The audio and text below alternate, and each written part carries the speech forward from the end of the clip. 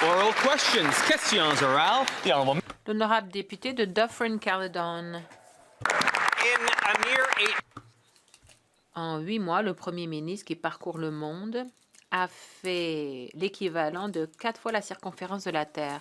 Mais ce serait bien s'il pouvait livrer des résultats pour les Canadiens, mais chaque fois qu'il rencontre des dirigeants internationaux, les choses empirent. Quand il a rencontré le premier ministre de Chine, ils ont imposé des tarifs sur le canola canadien. Lorsqu'il a rencontré le premier ministre indien, ils ont imposé des tarifs sur les pois canadiens. Chaque fois que le premier ministre prend un avion, les Canadiens ont peur de perdre encore plus d'argent. Si ces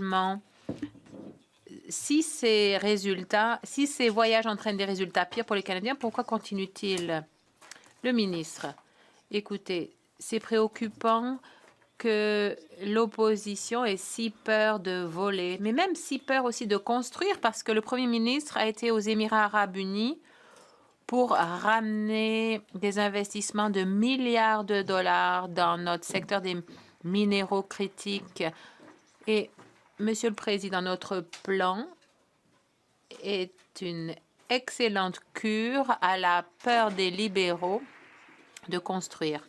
Écoutez, peut-être 1 milliard un jour, mais entre-temps, les effets sur le canola, c'est de 4,5 milliards de dollars chaque année. Sur les pois, 1 milliard de dollars. Nous avons une entente avec les États-Unis, mais nos industries de l'acier, de l'aluminium, de l'automobile et du bois d'œuvre sont décimées. Donc, à chaque fois qu'ils voyagent, on paye la facture. C'est comme, écoutez, si les résultats de tous ces voyages font empirer la vie aux Canadiens, pourquoi est-ce qu'ils ne restent pas ici, tout simplement? Le secrétaire d'État. Monsieur le Président, le Canada est un fier pays commerçant. Nous avons pu rehausser la prospérité, justement, en tissant ses relations avec d'autres pays. C'est ce que fait notre Premier ministre hier. Le gouvernement des Émirats arabes unis a décidé d'investir 70 milliards de dollars ici au Canada. Ça, c'est un investissement conséquent dans nos collectivités. C'est bon pour les emplois bien rémunérés.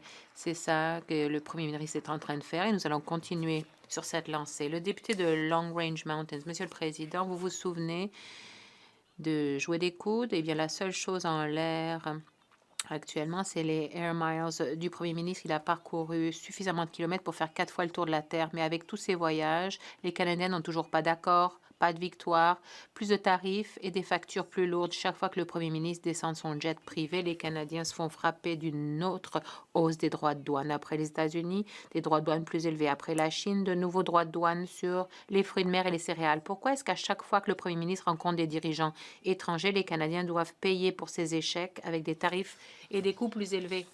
Le ministre, Monsieur le Président, les conservateurs doivent apprendre à accepter oui comme réponse. Le Premier ministre a été aux Émirats arabes unis. Ils ont dit oui au Canada. Ils ont investi dans notre service, dans notre secteur des minéraux critiques, 70 milliards de dollars. En fait, le Premier ministre de la Saskatchewan, Scott Moe, est pour. Il a dit, nous voyons d'un bon œil les efforts du Premier ministre pour rehausser le profil du Canada sur la scène internationale. Il est temps que l'opposition se joigne à nous. Je rappelle aux députés de ne pas utiliser le nom du Premier ministre en Chambre. Le député de Long Range Mountain. Monsieur le Président, une lettre d'intention, ça ne change pas les faits. Le Premier ministre a rencontré les Britanniques, a fait aussi une tournée mondiale pour prendre des belles photos, mais aucun résultat pour les Canadiens, juste plus de droits de douane à chaque fois qu'il voyage. Il a promis que sa diplomatie aiderait les Canadiens, mais ce que ça a permis d'aider, c'est son compte Instagram. Le Premier ministre va-t-il enfin admettre que ces tournées de séances photos ne donnent aucun résultat, car la seule chose qui augmente quand il voyage, c'est le coût de la vie des Canadiens? Le secrétaire parlementaire. Monsieur le Président, en l'espace de quelques mois depuis l'élection, nous avons signé une entente globale avec l'Indonésie, une entente commerciale. Le Premier ministre était aux Émirats arabes unis. Il a signé une entente pour protéger nos investisseurs, pour que plus d'investissements puissent être faits ici au Canada. En fait, nous avons lancé une nouvelle entente commerciale avec les Émirats arabes unis aussi. Mais voilà les résultats. Hier, ils ont décidé d'investir 70 milliards de dollars ici, dans notre pays, Monsieur le Président. Ça, c'est des emplois dans toutes nos collectivités. Les conservateurs, eux, doivent accepter cela parce que ça permet de bâtir un Canada plus fort. Montmorency, Charlevoix. Merci, M. le Président. À chaque nouveau voyage de ce premier ministre, les Canadiens espèrent qu'il va revenir avec des résultats, que ce soit une baisse de tarifs, des ententes concrètes avec des impacts rapides ou des gains pour nos travailleurs. Pourtant, à chaque fois qu'il s'est déplacé, que ce soit aux États-Unis, en Chine ou en Inde, la seule chose qu'il a ramenée, c'est une augmentation de tarifs puis une augmentation de paiement pour les factures pour les Canadiens. Pourquoi à chaque fois que le premier ministre monte dans un avion, les tarifs montent avec lui? Ça y est pas passé par la tête de descendre au pays, de faire descendre les tarifs, de faire descendre les taxes et les taxes sur l'essence et de faire en sorte que les familles canadiennes puissent finalement se payer une bonne vie? L'honorable ministre. Merci, Monsieur le Président. C'était beaucoup de bonnes nouvelles ici. Le Premier ministre était à la UAE and he brought back... Et il a ramené une entente extraordinaire, 1 milliard de dollars dans nos minéraux critiques, 70 milliards d'investissements pour bâtir notre pays, bâtir nos infrastructures et créer de bons emplois ici au Canada. Ça correspond à notre plan pour bâtir des logements, investir dans le secteur de la défense. Je ne sais pas, Monsieur le Président, pourquoi l'opposition ne peut pas accepter tout simplement cela. Oui. Montmorency, Charlevoix. Monsieur le Président, il semble qu'à chaque fois que le premier ministre s'envole à l'étranger, ses collègues de Brookfield sont jamais très loin. À New York, Brookfield était là. À Séoul et Singapour, Brookfield l'attendait. Aux Émirats arabes cette semaine, Brookfield fait une annonce majeure dans les mêmes secteurs d'activité que le premier ministre dit vouloir négocier. Pendant que ces coïncidences-là s'accumulent, il y a une chose qui reste, les tarifs au Canada, eux, augmentent. Est-ce que le premier ministre aurait la décence d'envoyer ses comptes de dépenses de voyage à Brookfield? Parce que clairement, c'est les seuls qui profitent de ces voyages. L'honorable secrétaire parlementaire du leader du gouvernement à la Chambre. Merci, Monsieur le Président. Vous savez, c'est extraordinaire. Les conservateurs doivent recentrer leurs questions. Franchement, quand il s'agit du commerce et de bâtir un Canada fort, regardons les exportations au-delà des États-Unis, que ce soit en Indonésie, en Corée, aux Philippines, aux Émirats arabes unis. Bref, le Premier ministre travaille d'arrache-pied pour les Canadiens chaque jour pour élargir nos débouchés commerciaux. Des centaines de millions de dollars d'exportation en plus, c'est quelque chose de positif. Les conservateurs devraient nous appuyer plutôt que de poser leurs questions ridicules. Député de Gaspésie, les îles de la Madeleine, Nice de gauche.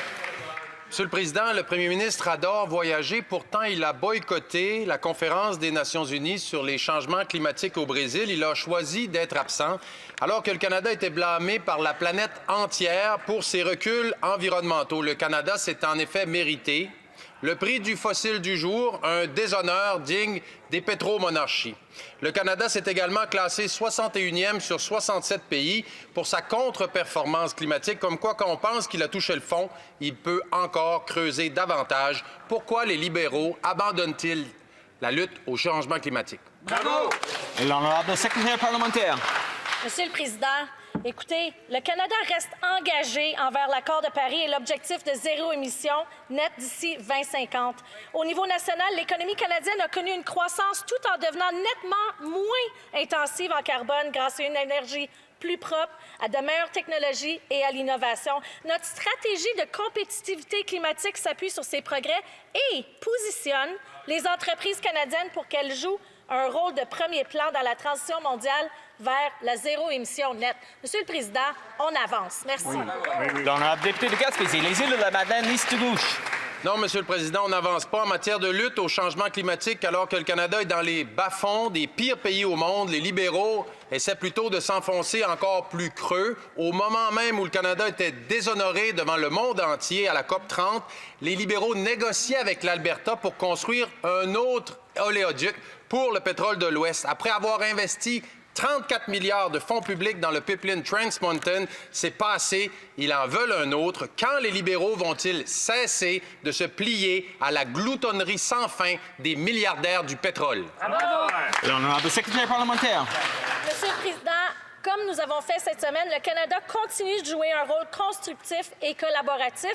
La délégation au COP 30 était présent pour, justement, avec ses homologues internationaux, les communautés autochtones, les autres niveaux de gouvernement, la société civile, les groupes syndicaux et même d'autres parties prenantes pour s'assurer que nous passons de l'engagement à la mise en œuvre. Alors, nous allons continuer à progresser les objectifs de l'accord de Paris et bâtir un avenir à faible émission de carbone et résilient au changement climatique. L'honorable député de Beauharnois, Salaberry, Soulanges, Huntington. Monsieur le Président, les Québécois ne veulent pas d'un autre pipeline libéral de pétrole sale de l'Ouest. On n'a pas oublié là, que l'été dernier, on a connu la pire qualité de l'air au monde entier à cause des feux de forêt. Peut-être que les Albertains ont oublié que Jasper a brûlé, pas nous. Pas plus qu'on a oublié nos producteurs maraîchers qui perdent des récoltes presque chaque année à cause de la météo déréglée. Les dérèglements climatiques, là, on les subit déjà. Est-ce que les libéraux vont mettre fin à leur nouveau projet de pipeline? Bravo. L'honorable secrétaire parlementaire. Merci, Monsieur le Président. Alors, on investit dans des grands projets et on a également mis dans le budget de 2025 des 20 investissements, dont les crédits d'impôt à l'investissement pour l'électricité propre de 15 disponibles pour les sociétés d'État comme Hydro-Québec, 17,2 milliards de dollars sur 10 ans pour les infrastructures qui sont liées au logement, les infrastructures de santé comme les hôpitaux, les universités et les cégeps. Et on continue à vouloir bâtir des collectivités fortes en s'assurant qu'on mette de l'avant 51 milliards de dollars sur 10 ans pour des espaces comme Hubert Reeves, Charlevoix, le chantier... L'honorable député de Saint-Albert, Sturgeon River. Monsieur le Président, le Premier ministre prétend qu'il a négocié une excellente entente avec les Émirats arabes unis. Tellement excellente qu'on ne trouve pas le texte. Aucun détail n'a été fourni. Et pour ce qui est des soi-disant engagements en matière d'investissement, il n'y a pas de calendrier non plus. Alors ma question est simple. À quelle date est-ce qu'on peut espérer voir le premier dollar d'investissement des Émirats arabes unis? Juste une date, s'il vous plaît. Le secrétaire d'État. Merci, Monsieur le Président. Monsieur le Président, ça va peut-être surprendre le Parti conservateur dont le chef n'a jamais eu d'emploi à l'extérieur de cette Chambre. Mais en fait, il faut voyager, il faut tisser des relations pour ramener les investissements ici au pays. Monsieur le Président, de notre côté, nous voulons bâtir l'économie la plus robuste du G7. En face, il continue à nous servir ces questions bizarres sur les voyages du Premier ministre. Notre Premier ministre, lui, veut bâtir notre pays, réoutiller notre économie et en faire la fierté du G7. Merci, Monsieur le Président. Le député de Saint-Albert, Sturgeon River. Écoutez, j'ai demandé une date. Il n'y a pas de date. Mais soyez assurés que le gouvernement a obtenu des réunions, oui, avec les Émirats arabes unis l'année prochaine. Donc, ce qu'on a, c'est une entente, un accord pour discuter d'un éventuel accord à un moment donné dans l'avenir. Encore plus de voyages, plus de séances photos, plus de communiqués de presse sans résultat tangible pour les travailleurs canadiens. Est-ce que c'est le meilleur résultat qu'on puisse obtenir de ce soi-disant maître négociateur? Le secrétaire parlementaire. Monsieur le Président, je crois que c'est une très belle journée lorsqu'un gouvernement étranger décide d'investir 70 milliards de dollars dans notre économie. L'intelligence artificielle, l'infrastructure, l'agriculture, on va pouvoir aller utiliser ces fonds pour créer des débouchés pour notre économie. Des compagnies comme Mila, qui vient de lancer un nouveau partenariat avec l'Institut de technologie, ou BlackBerry, qui a signé un partenariat avec le Conseil de cybersécurité des Émirats arabes unis pour encourager la collaboration. Donc, ils investissent dans le Canada. Nous établissons des partenariats pour explorer tous ces investissements. Le député de York-Durham, Monsieur le Président, quand les Canadiens voyagent, que ce soit pour partir en vacances en famille ou pour aller ailleurs, ils reviennent avec de bons souvenirs. Et quand le Premier ministre, lui, il voyage, il revient avec quelque chose de bien différent. Plus de tarifs. Les Chinois, plus de tarifs. Les Indiens, plus de tarifs. Et les Américains, à chaque fois, plus de tarifs sur l'acier, les automobiles, l'aluminium, les produits forestiers et bien d'autres. Combien d'autres voyages faudra-t-il qu'ils fassent avant de reconnaître la vérité, c'est-à-dire que tous les agriculteurs, et ce que savent tous les agriculteurs et les travailleurs, savoir que ces politiques sont un véritable échec. Le secrétaire parlementaire. Le ministre, Monsieur le Président, on se demande ce que les conservateurs peuvent appuyer. Ils ne peuvent pas appuyer 70 milliards d'investissements des Émirats arabes unis. C'est peut-être parce que ils veulent nous distraire de ce à quoi ils se sont opposé lundi le projet nucléaire de Bowmanville, les travailleurs dans la construction, le projet du nord-ouest de la Colombie-Britannique. Bref, la vraie question, c'est qu'est-ce qu'ils appuient exactement, les conservateurs? Le député de York-Durham, Monsieur le Président, une entente pour l'avenir, ce n'est pas une solution pour les problèmes d'aujourd'hui. Une entente avec les Émirats arabes unis, ça ne sert à rien s'il n'y a pas d'investissement. 123 milliards ont fui notre pays. Pourquoi les investisseurs étrangers feraient-ils davantage confiance à notre pays? Le Premier ministre semble incapable d'obtenir un accord sur ce qui est important, l'acier, l'aluminium ou le canola. Le négociateur en chef a dit aujourd'hui qu'il n'y avait pas de négociations en cours avec les États-Unis. Quand allons-nous commencer les négociations pour obtenir un accord? Le secrétaire d'État pour le travail. Monsieur le Président, les conservateurs ont voté contre le budget. Et je voudrais que vous sachiez ce qu'ils ont voté contre. Contre la plus grosse augmentation salariale de nos soldats et de l'armée, un plan de défense. Ils ont voté contre une usine nucléaire, un allègement fiscal pour 22 millions de Canadiens, un programme d'aliments dans les écoles qualifié de foutaise par les conservateurs. 1000 nouveaux agents de la GRC, 1000 nouveaux agents frontaliers. Quand ils ont voté contre le budget, ils ont voté contre les Canadiens. Alors, je demande au président de passer au député de passer par la présidence. Le directeur parlementaire du budget nous dit que le Premier ministre a abandonné ses propres ancrages budgétaires. Pourtant, c'était clé pour conserver la cote de crédit AAA et pour maintenir des coûts d'emprunt bas. Fitch a dit, et je cite, que ça fait courir un haut risque de détérioration. Est-ce que le Premier ministre enfreint ses propres promesses parce qu'il est incompétent ou parce qu'il ne se soucie pas de l'avenir des Canadiens? Le secrétaire parlementaire du secrétaire d'État au travail. Monsieur le Président, regardons comment le Canada est un des seuls pays au monde à maintenir sa cote AAA. C'est la preuve que nous avons une position budgétaire enviable. Le dirigeant de l'OMF a dit que nous utilisons à juste titre notre marge budgétaire pour faire les bons investissements. Nous sommes sur la bonne voie. Quand est-ce qu'on a perdu notre cote de crédit AAA?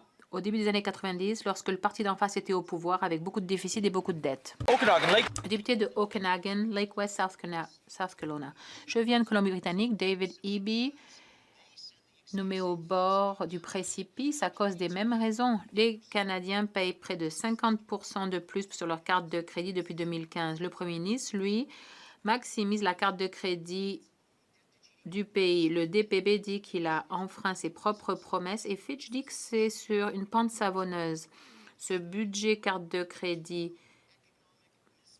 est une preuve d'un manque de gestion totale. Monsieur le Président, le député devrait lire le rapport avant d'en citer des extraits. Selon le directeur parlementaire du budget, et là je le cite encore une fois, la politique que propose le budget 2025 est jugée viable à long terme. Donc ça, c'est directement du rapport du DPB, Monsieur le Président. Nous avons la cote de crédit la meilleure au monde, le meilleur ratio dette PIB net du G7. Nous allons utiliser cette marge de manœuvre pour bâtir l'économie la plus forte du G7. Merci. Le député de London Fanshawe. Monsieur le Président, le budget coûteux du Premier ministre fait peser des dépenses inconsidérées aujourd'hui sur les contribuables de demain. Après 10 ans de budget déficitaire, les Canadiens dépensent aujourd'hui près de 50% de plus sur leur carte de crédit, plus qu'en 2015. Fitch nous dit que les finances risquent de se détériorer davantage car le gouvernement continue de dépasser ses propres cibles budgétaires. Le DPB nous dit qu'il y a très peu de chances qu'on atteigne nos objectifs. C'est pour cela que le Premier ministre veut se débarrasser de lui. Combien d'autres rapports faudra-t-il pour que le Premier ministre mette enfin un frein à son budget carte de crédit?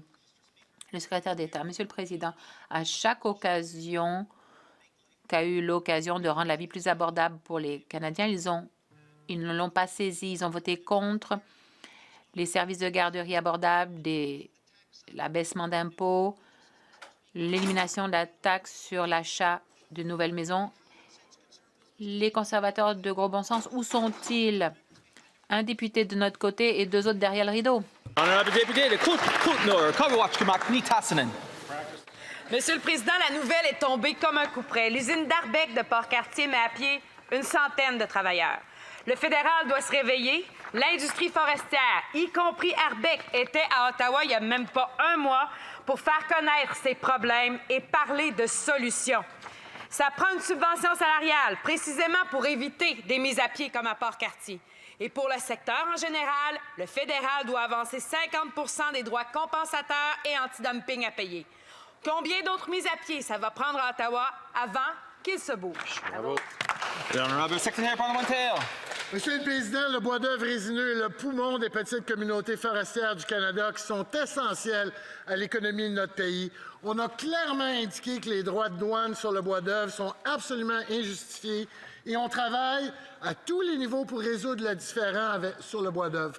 On a annoncé plusieurs programmes, 50 millions pour assister pour l'emploi, 500 millions pour changer, 700 millions pour les liquidités et il y aura d'autres choses à venir qu'on considère faire pour supporter nos travailleurs de l'industrie forestière. Merci.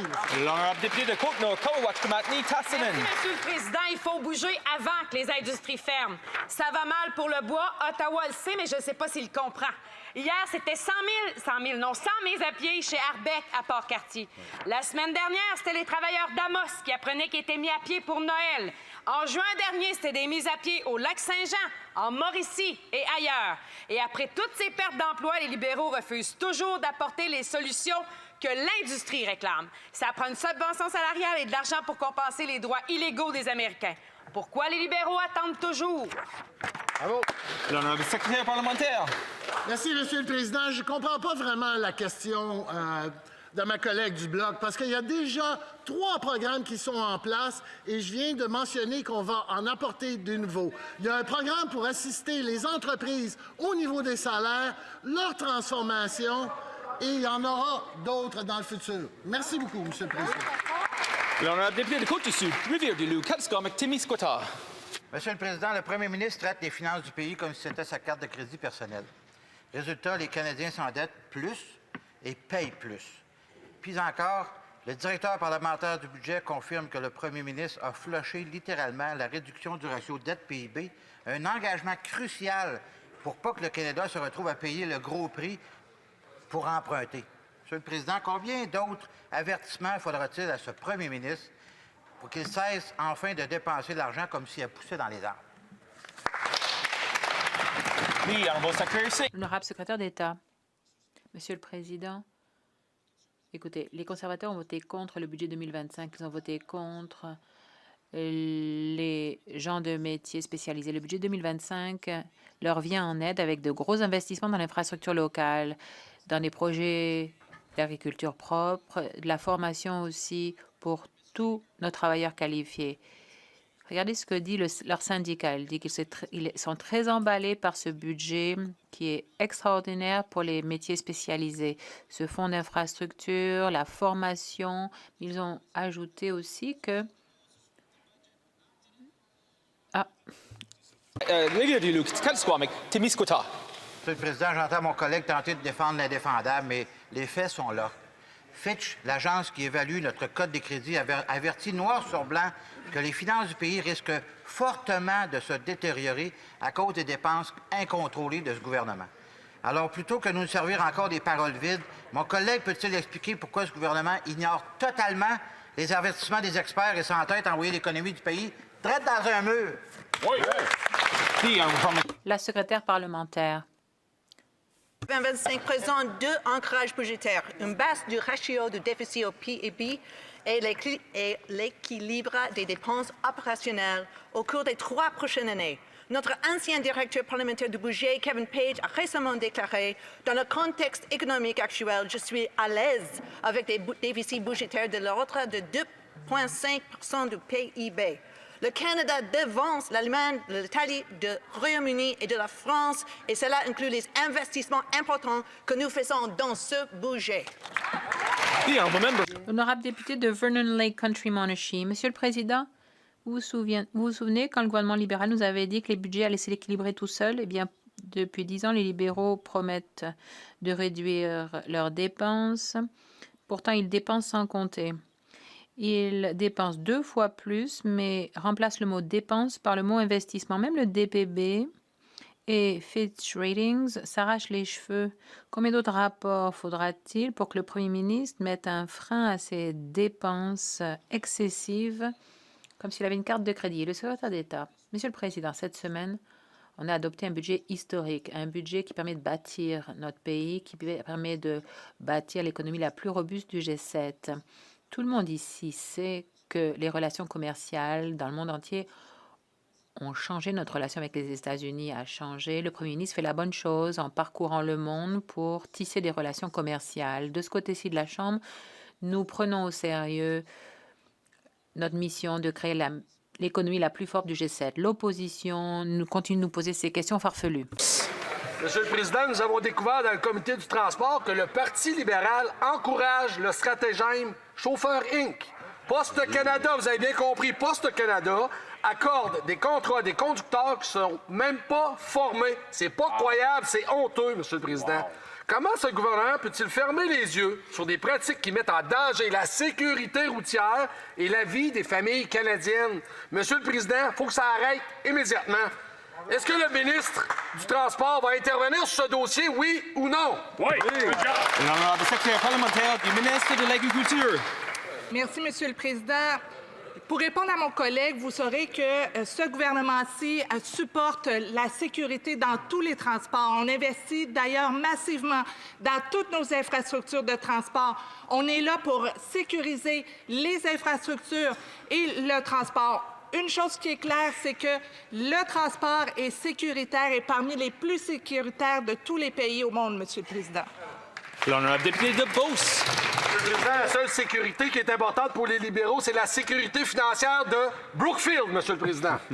Il y a pire, le Parti libéral refuse de convoquer le comité des transports. Ça fait 4 semaines qu'ils bloquent les travaux parce qu'ils ne veulent pas entendre les témoignages des victimes des accidents routiers. C'est épouvantable, c'est gênant, Monsieur le Président. C'est un manque total de respect envers les familles qui attendent des réponses. Monsieur le Président, est-ce que le président du comité et député de Vaudreuil va se tenir debout et rappeler le comité des transports, oui ou non? Oui! L'honorable secrétaire parlementaire. Monsieur le Président, chaque accident sur la route est un choc pour les familles et nous sommes de tout cœur avec ceux qui sont des victimes de ces accidents-là. C'est pourquoi qu'on travaille avec les agences, les autorités, les provinces pour s'assurer que chaque triste événement comme celui-ci ne se reproduise pas. On renforce nos règles de transport, notre sécurité et on travaille en collaboration avec tous les intervenants dans ce secteur. Merci, Monsieur le Président. Le député du Labrador. Monsieur le Président, sous le règne sombre de Stephen Harper, le financement de l'armée canadienne est tombé pour la première fois sous la barre des 1 % du PIB. Cela a eu des répercussions négatives sur les bases militaires, comme à Goose Bay dans ma circonscription. Notre nouveau gouvernement s'est engagé à reconstruire, réarmer et réinvestir dans les forces armées canadiennes afin de garantir que notre armée dispose de ce dont elle a besoin. Contrairement aux députés d'en face, j'ai voté pour ce budget, un budget qui prévoit des investissements générationnels dans notre capacité à renforcer la souveraineté. À ceux qui ont voté contre ces investissements dans notre défense, contre quoi ont-ils voté exactement? Le secrétaire parlementaire. Nous sommes de plus en plus divisés. Nous devons défendre nos gens, nous devons défendre nos valeurs, nos frontières et notre souveraineté. Monsieur le Président, nous devons être un partenaire fiable pour nos alliés. Il s'agit du plus grand investissement dans la défense nationale depuis des décennies. Les conservateurs ont voté contre les augmentations de salaire pour nos forces armées. Ils ont voté contre l'augmentation des dépenses en défense. Nous soutenons nos militaires. Nous allons construire un Canada fort parce que nous croyons au Canada. Le député de Calgary Centre. Monsieur le Président, la potasse est un minéraux critique. Nutrien, un champion de la potasse, a choisi d'investir 1 milliard de dollars aux États-Unis. Pourquoi? Parce que l'environnement réglementaire créé par ce gouvernement est trop complexe et imprévisible. Ce n'est pas seulement une question de potasse, on parle de la capacité du Canada de compétitionner. Les minéraux critiques sont en jeu. Pourquoi le Canada est-il le dernier choix des entreprises? Le secrétaire parlementaire. Je note que c'est une décision d'entreprise et la décision n'est pas finale. Nutrien a dit qu'une décision finale sera annoncée en 2027. Monsieur le Président, nous allons continuer de discuter avec l'entreprise et avec d'autres afin que les options canadiennes soient aussi compétitives que possible. Le Canada a la potasse dont le monde a besoin et la potasse est inscrite sur la liste des minéraux critiques parce que c'est important pour la sécurité alimentaire et la chaîne d'approvisionnement. Le député de Calgary Centre. J'aimerais vous citer un collègue. Il s'agit d'une honte parce que les entreprises devraient vouloir investir ici. Le gouvernement gaspille de l'argent alors que les entreprises canadiennes vont investir ailleurs. Vont-ils reconnaître que ce sont les politiques libérales qui ont mené à cette situation? Le secrétaire parlementaire. Monsieur le Président, nous investissons déjà pour renforcer les corridors commerciaux. Nous avons tous vu l'annonce des derniers jours dans le budget 2025. Cela comprend des projets à long terme dans un corridor commercial.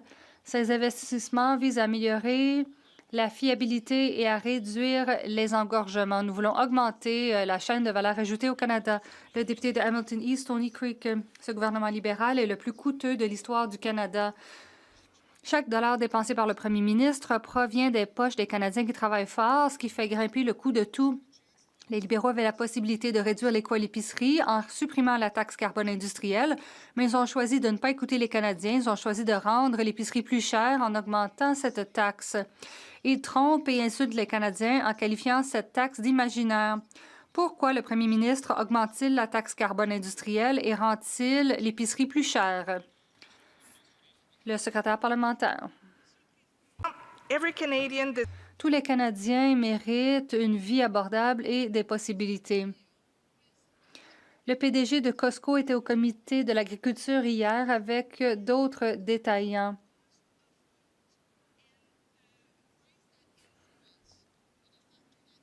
Le facteur qui influence le coût des aliments le plus, tout le monde était d'accord, ce sont les conditions climatiques comme la sécheresse qu'on a connue récemment.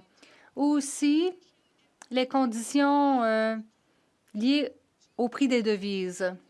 Alors, nous sommes un gouvernement responsable. Le député de Hamilton East, Stoney Creek. Je ne crois pas que la sécheresse puisse expliquer ce qui se passe à la Banque alimentaire de ma circonscription. On m'a dit que depuis 2 mois, 40 des gens qui ont eu besoin d'aide étaient des enfants. Les libéraux ont fait augmenter les prix à l'épicerie de 40 plus rapidement au Canada qu'aux États-Unis. Les libéraux peuvent réduire les coûts en réduisant la taxe sur les carburants, mais ils ont choisi de la maintenir. Cela coûtera aux familles canadiennes jusqu'à 17 cents de plus par litre lorsqu'elles feront le plein d'essence. Je pose la question encore une fois, pourquoi le premier ministre maintient-il la taxe sur les carburants et rend-il l'épicerie plus chère? Le secrétaire parlementaire. Monsieur le Président, j'aimerais ajouter à ce que mon collègue a dit. L'Institut du climat a dit que la taxe carbone industrielle n'a pas de répercussions sur les prix à l'épicerie. Les agriculteurs ne paient pas la taxe carbone industrielle. Monsieur le Président, j'aimerais rappeler aux députés qu'ils ont voté contre le programme d'alimentation scolaire. Ils ont voté contre l'allocation canadienne aux enfants qui a été versée aux familles hier. Ils ont voté contre les allègements fiscaux pour 22 millions de Canadiens. Le député de Sarnia, Lambton, Béquet-Joanong. Les Canadiens savent que c'est faux. Le fait est que le gouvernement libéral est le plus cher de l'histoire du pays. Chaque dollar dépensé par le premier ministre fait augmenter le coût de tout, en particulier l'épicerie. Les libéraux ont eu l'occasion d'annuler la taxe carbone industrielle, mais au lieu, ils l'ont augmenté, ce qui fait augmenter le coût des engrais et de l'équipement agricole. Pourquoi le premier ministre augmente-t-il la taxe carbone industrielle et rend-il l'épicerie plus chère? Le secrétaire parlementaire. Monsieur le Président, de toute évidence, ils ne veulent pas tenir compte des faits et des intervenants qui travaillent dans le secteur. Revenons à leur bilan. Parlons des mesures prises par notre gouvernement pour rendre la vie plus abordable pour les Canadiens. Ils disent que les soins dentaires sont un dédoublement. Ils disent que les programmes d'alimentation scolaire sont de la foutaise. Monsieur le Président, ce sont les programmes qui aident les familles canadiennes à avoir une vie plus abordable. Ils ont voté contre. Nous défendons ces programmes. Le député de Fundy Royal. Monsieur le Président, l'industrie du bois d'œuvre est le pilier de ma province, le Nouveau-Brunswick, et 80 de nos exportations vont aux États-Unis. Mais une usine de pâte et papier au Maine n'accepte plus le bois d'œuvre résineux du Nouveau-Brunswick en raison des droits de douane. Lorsque le premier ministre est entré en fonction, les droits de douane étaient de 14 %. Ils sont ensuite passés à 35 et maintenant ils sont à 45 %. Le premier ministre avait promis de négocier un accord favorable avec les États-Unis. Il a rompu cette promesse. Quand le premier ministre cessera-t-il de trahir nos travailleurs du bois? Le secrétaire parlementaire. Monsieur le Président, l'industrie forestière est un pilier pour nombre de nos communautés, en particulier dans des régions rurales. C'est pourquoi nous avons annoncé une série de mesures, 700 millions de dollars pour les liquidités, 500 pour la transformation, 50 millions pour les salaires. Et nous écoutons tous les intervenants de l'industrie et j'aimerais bien travailler avec mon collègue parce que nous allons annoncer d'autres mesures pour aider l'industrie. Merci. Le député de Fundy Royal. Monsieur le Président, les travailleurs ne demandent pas de programme, ils veulent revoir leurs emplois. Ces travailleurs sont laissés pour compte par ce premier ministre. Ils parcourent le monde, tandis que les droits sur les bois d'œuvre ont triplé sous son mandat. Ce gouvernement libéral n'aide pas les travailleurs, il n'aide que lui-même, tandis que les Néo-Brunswickois perdent leur emploi et que les familles ont du mal à payer les factures ou à faire le plein d'essence. Quand le premier ministre fera-t-il preuve de respect envers les Canadiens qui travaillent dur et cessera-t-il de trahir nos travailleurs du bois? Le secrétaire parlementaire. Monsieur le Président, nous avons été très clairs. L'industrie du bois d'œuvre est importante pour le pays et le gouvernement. Nous allons continuer de soutenir cette industrie. Le député ne se souvient peut-être pas que ça fait maintenant 40 ans qu'il y a des discussions sur les tarifs avec les Américains. Alors, il sait que c'est un conflit à long terme, mais nous allons soutenir nos travailleurs et notre industrie. Merci, Monsieur le Président. Le député de Caribou, Prince George. On a déjà été le plus grand producteur de bois d'œuvre, mais depuis 2015, 30 scieries ont fermé en Colombie-Britannique, 14 dans ma circonscription. Ça fait 10 ans qu'on n'a pas d'entente sur le bois d'œuvre et ces libéraux n'ont fait qu'empirer la situation. On parle de dizaines de milliers d'emplois qui ont été perdus. La semaine dernière, à Caribou, Prince George, une autre scierie a fermé ses portes. 165 emplois supplémentaires ont été perdus. 165 à cause de l'incompétence libérale. Quand le premier ministre va-t-il enfin faire son travail et se rendre compte que la foresterie est importante? Le secrétaire parlementaire. Monsieur le Président, il y a des gens ici qui ont la mémoire courte. Ça fait 40 ans qu'on a des problèmes avec le marché américain pour le commerce du bois d'œuvre. Je suis désolée pour les familles qui sont touchées. Nous allons continuer à faire tout ce qu'on peut pour les soutenir et nous travaillons activement à conclure une entente avec les Américains. Merci, Monsieur le Président. Le député de Caribou, Prince George. En 2006, notre gouvernement conservateur a mis fin à la plus longue guerre commerciale avec les États-Unis. Nous avons négocié une période de grâce. On en a assez d'attendre. Cela fait 10 ans. Des dizaines de milliers d'emplois ont été perdus. Nos travailleurs de la foresterie n'ont pas besoin de plus de programmes de charité. Ils veulent leur emploi. Quand vont-ils se réveiller et comprendre que la foresterie est importante? Le secrétaire parlementaire. Monsieur le Président, j'aimerais que le député sache que notre gouvernement sait que la foresterie est importante. Les tarifs sont injustifiés. Nous travaillons à tous les niveaux pour régler ce conflit. Entre-temps, notre gouvernement continue de soutenir les travailleurs. Nous allons accorder la priorité aux matériaux canadiens dans la construction. Nous allons changer les processus d'approvisionnement pour acheter du bois canadien. Nous allons continuer de soutenir les travailleurs et l'industrie. Travaillons ensemble. L'honorable député de Beauport-Limoilou. Monsieur le Président, la semaine passée, le gouvernement du Canada a annoncé sa deuxième tranche de grands projets visant à bâtir un Canada fort. Plusieurs projets de minéraux critiques ont été référés au Bureau des grands projets pour accélérer leur développement. Les minéraux critiques sont essentiels pour le développement économique et la sécurité nationale du Canada. Est-ce que le secrétaire parlementaire pour le ministre de l'Énergie et des Ressources naturelles peut nous en dire plus sur un de ces projets, c'est-à-dire le projet de Nouveau Monde Graphite au Québec? L'honorable secrétaire parlementaire. Monsieur le Président, je souhaite remercier mon collègue de Beauport-Limoilou pour sa question. J'ai été moi-même à l'annonce et j'ai rencontré plusieurs fois d'ailleurs dans le passé les gens de Nouveau Monde Graphite. Ils vont nous fournir d'importants bénéfices économiques au Québec et en particulier pour la filière de batterie. Elle sera intégrée à une usine de matériaux de batterie à Bécancour et dont la construction est aussi prévue. Ce projet renforcera la résilience de l'économie canadienne et accélérera la transition vers une économie propre. Il créera plus de 1000 emplois et attirera des investissements de 1,8 milliard de dollars au Québec. Notre gouvernement est en train de bâtir une économie forte. The honourable member for Parkland. Le député de Parkland. Monsieur le Président, un nouvel oléoduc signifiera 5 milliards de dollars de redevances. Le Canada exporte 100 milliards de dollars par année de pétrole.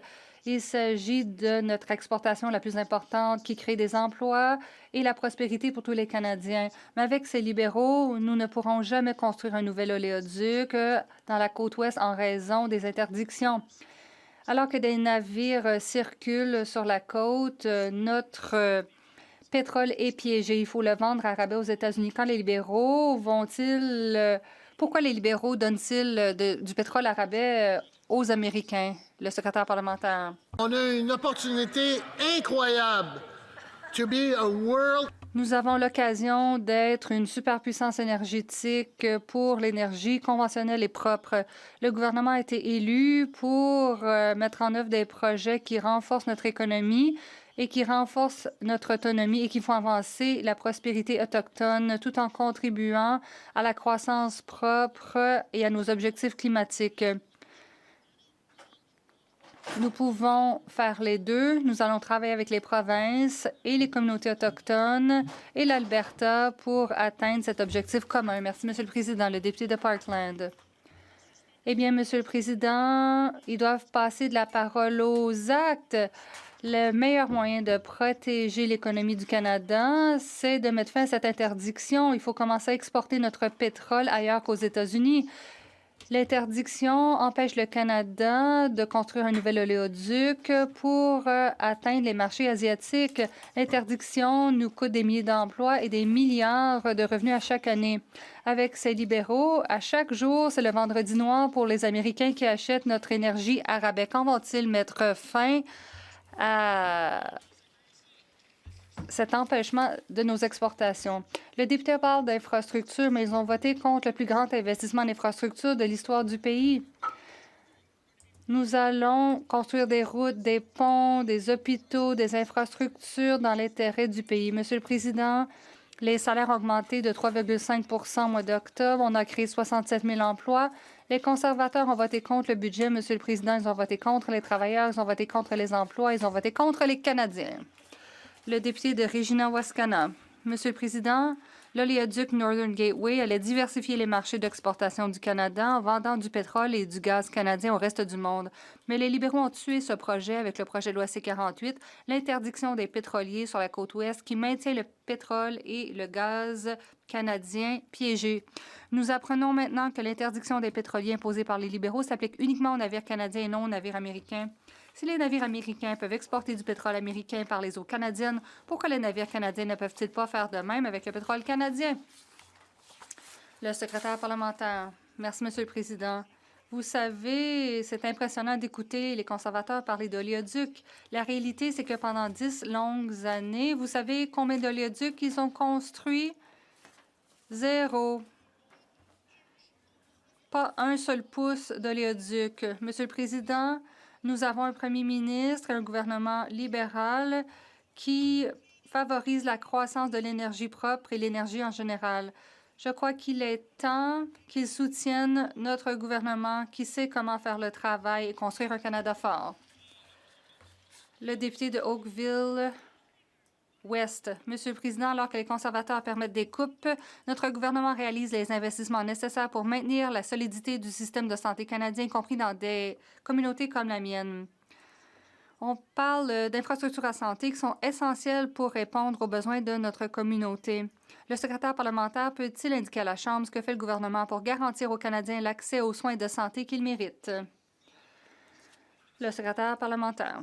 Monsieur le Président, un Canada fort veut dire qu'il faut faire des investissements dans les infrastructures. Le budget prévoit des fonds pour un fonds d'infrastructure pour les hôpitaux, les urgences et les écoles de médecine.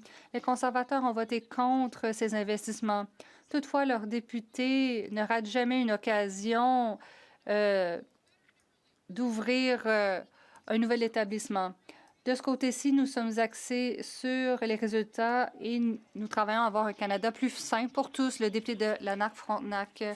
Monsieur le Président, cette Chambre a adopté à l'unanimité 2 motions reconnaissant que la Chine commet actuellement un génocide contre les Ouïghours et une autre appelant le gouvernement à réinstaller d'urgence 10 000 Ouïghours et autres musulmans turciques ayant besoin de protection au Canada à partir de 2024.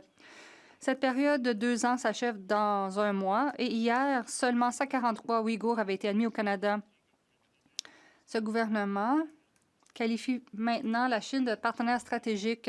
Quand pouvons-nous s'attendre à ce que les 9 857 autres Ouïghours reçoivent la protection que nous avions tous convenu qu'ils méritaient? Le secrétaire parlementaire. Monsieur le Président, le Canada a été un exemple pour le monde, en particulier pour ce qui est de réagir à la situation des Ouïghours en Chine. C'est une question de droit de la personne. Nous allons continuer de nous pencher sur ce dossier. Nous allons continuer de mettre en place des mesures. Le député sait que les circonstances sont difficiles. Lorsque des gens viennent au Canada, évidemment, il faut faire certaines vérifications. Et il y a aussi d'autres défis. Je remercie le député de la question et je l'invite à discuter après s'il le désire. Le député de Vancouver-Est. On nous dit que le premier ministre semble prêt à signer un protocole d'entente avec l'Alberta pour un nouvel oléoduc vers la côte ouest. Cela aura été fait à huis clos sans la participation de la Colombie-Britannique. Pourtant, nous avons des mesures pour protéger notre côte. Peut-il s'engager aujourd'hui à ne pas aller de l'avant avec le projet sans le consentement des Premières Nations et de la province de la Colombie-Britannique? Va-t-il mettre fin à ce stratagème pour des oléoducs? Le secrétaire parlementaire. Monsieur le Président, nous avons des discussions productives avec le premier ministre Eby quant à la mise en place de projets responsables. Beaucoup de projets sont déjà allés de l'avant en Colombie-Britannique. Toute autre infrastructure énergétique en Colombie-Britannique approuvée sera examinée avec la part du gouvernement provincial et des communautés autochtones. Merci, Monsieur le Président. Le député de Saanich Gulf Islands. Merci, Monsieur le Président. Hier, on a entendu des allégations qui sont fausses que les navires américains peuvent passer par le détroit d'Ecat. Pourtant, il y a un moratoire honoré par la Colombie-Britannique depuis 50 ans. Le député de Regina-Capelle a dit que les navires américains passent par ces eaux canadiennes. C'est absolument faux. Est-ce que les libéraux peuvent nous expliquer si eux-mêmes comprennent l'interdiction relative aux pétroliers? Le secrétaire parlementaire. Je remercie mon ami de Saanich Gulf Islands qui est ma communauté qui vient de ma communauté voisine. Je reconnais et comprends la biodiversité dans la région, le long de la côte, y compris dans le détroit d'Ecat entre Hattah-Gwaii et Prince Rupert. Je suis fière de dire que nous sommes engagés à devenir une superpuissance énergétique tout en protégeant l'environnement et en luttant contre les changements climatiques. À l'ordre. Ceci met fin à la période des questions pour aujourd'hui. Je désire aviser la Chambre